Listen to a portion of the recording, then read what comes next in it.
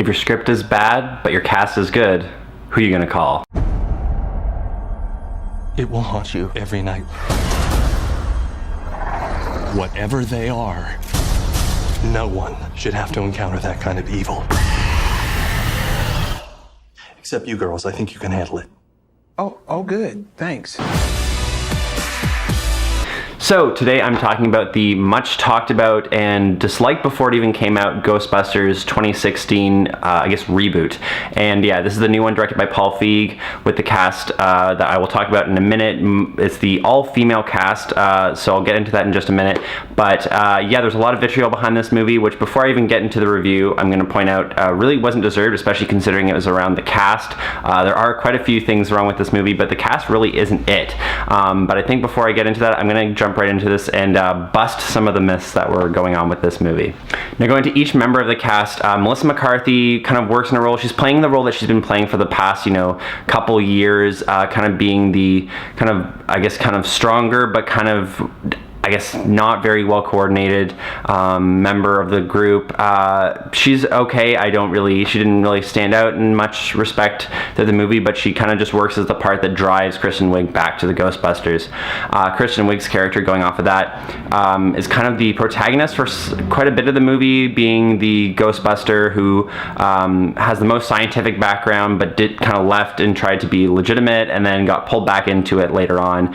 She kind of plays the kind of straight man to the whole group, and it's interesting to see her taking a kind of more serious role, especially after stuff like The Martian and Diary of a Teenage Girl, which she did recently. But yeah, she does it to her best, and it's really not on her. Now, once again, Kate McKinnon is my favorite member of this whole cast, kind of playing much to her SNL strengths with the kind of goofiness. I know a lot of people almost found this cancerous at times, but I personally like Kate McKinnon's kind of style, and I found her to be probably one of the more enjoyable parts of the movie. Lastly, Leslie Jones. Some people said she's the strongest part of the movie. I felt she worked at certain times. At other times, I didn't really, not to her credit, but I found the script that she was given to be kind of annoyingly bad at times. But I think based on that, I want to jump right into it. But this, overall, based on the vitriol going in on this movie, the cast really didn't deserve any of the vitriol going in. They were very much the best part of this film, and it really just seemed to be the script that they were given that seemed to drag the movie down at times. Now, Chris Hemsworth's, dumb receptionist character works at times, but overall feels almost just like a really bad kind of shake of a character. There's no real character to speak of. He's just kind of a comedic side character. At times he's really funny, but you don't really feel anything for him throughout the movie. And this kind of goes also for Neil Casey's villain character. It really seemed just almost like they were making fun of the Ghostbusters fans, as he really fit that demographic almost hilariously well. But overall, I felt that his character and villain, you didn't really get his side, but you didn't really understand what he was doing at any point in the movie, and he just kind of felt like a weird villain that they shoehorned in, and there didn't really seem to be a ghost to speak of to kind of throw it on like in the previous movies. Now, going to some other strengths of the movie, there's a lot of really low-key jokes in this movie that are actually probably the funniest parts of the entire movie. There's no real strong, like really hard jokes that you get in like something like an Anchorman or a movie like that, where there's just a couple moments where there just are laughs for about like a minute or two straight. It's just a lot of low-key jokes that are almost under the radar, so certain audience members are laughing and the rest of the audience is utterly quiet, and then you'll have a fart joke or a queef joke in this case, and the entire audience is laughing except for a couple people. In my case, I found that the low-key jokes were kind of the highlight of the movie. There's a couple right at the start where they joke about fences to keep out the Irish, which I thought were very funny, like low-key humor jokes. But other than this, the script was very, very weak.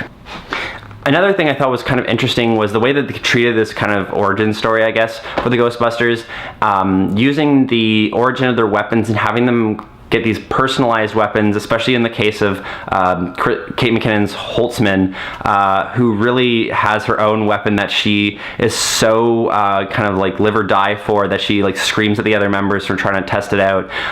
And when she uses this weapon in one of the big fight scenes of the movie, she, more than Egon ever did in the original movies, has really just kind of power fighting moment that really sets her high and above the rest of the team. And it's really surprising that they didn't kind of give her more focus as a protagonist based on these moments, but it really makes her character all the more enjoyable. And one last point on the low-key jokes. One of my favorite low-key jokes in the movie is when they're posting a video online. This is spoilers, but basically they go into pointing out that you can't listen to all the comments on YouTube, and that is basically the worst place on the internet, which is funny considering where all the vitriol for this movie originally came from. The cameos work and they don't work.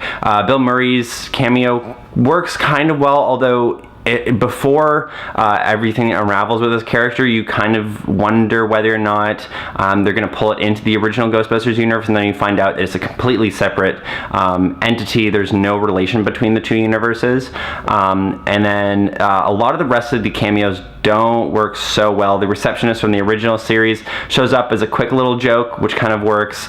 Ernie Hudson's relation to the overall events of the movie that I don't want to spoil is a quick little joke that kind of pays off by the end, but it almost like forces a kind of relation that you wouldn't normally make. And then basically most of the other cameos, including Sigourney Weaver's, are almost forced, considering hers doesn't show up till the end of the very, very end of the movie. Although probably one of the best one is, I guess, producer also, Dan Aykroyd's, basically seeming to know everything about ghost busting, or basically the world of ghosts, while just playing a taxi driver, although it's almost like him playing himself, because he is actually one of the few members of the original cast that actually believes in any of this. So it's almost, it's funny, but then it's not, because you realize that he actually believes everything he's saying. But overall, these cameos don't really work as much as they should, considering the complete different universe that they set up. Now, going to my biggest problem with the movie was really just the script. Like, I mean, overall in the movie, the jokes are pretty bad, often just not hitting that much. Overall, I found it really wasn't the actresses. Like, a lot of the physical humor can be funny at times, as much as I really do need something more than a fart joke. But a lot of like the work from Kate McKinnon's physical humor, which I usually find is kind of like a side show in a movie, really ended up doing a lot better than a lot of the kind of like the vocal humor that they put into the movie through the script, which I guess is more on Paul Feig and the other writer of this movie, notably because he wrote and directed it, which is always kind of a mixed bag. I find a lot of the time, besides certain directors who managed to pull it off, I guess Alfred Hitchcock, but I rarely see it work. And I found the script overall to be the biggest problem with this movie. And going to the vitriol once again, if there was any place to direct the vitriol for this movie, I would have said it should have been directed at Paul Feig. Needless to say, given the overall messy script of this movie and just the way that it's carried out, the overall straightforward delivery of the kind of plot of the movie, kind of, you know, good versus evil, and the way it plays out, really make it kind of a forgettable movie.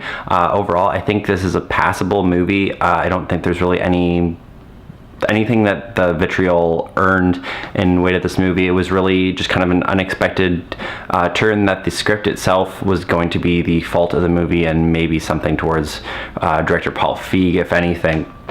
The cast overall is quite good in this movie, and if I wanted to say anything, I'd give it like a light 6, maybe 5.5, but needless to say, I've found the actresses in this movie to be great, and I look forward to seeing what Kate McKinnon and actresses like Leslie Jones and the rest of the cast have to do going forward. Hopefully Melissa McCarthy might be moving more towards the Gilmore Girls sphere after something like this, but who knows. But that's my view of the movie. I'm sure there's a lot of different opinions on the internet, but overall I thought this was a pretty decent movie considering everything that was surrounding it. So if you would like to like and subscribe at the bottom and check out everything else I do, I'll put those links at the bottom for you.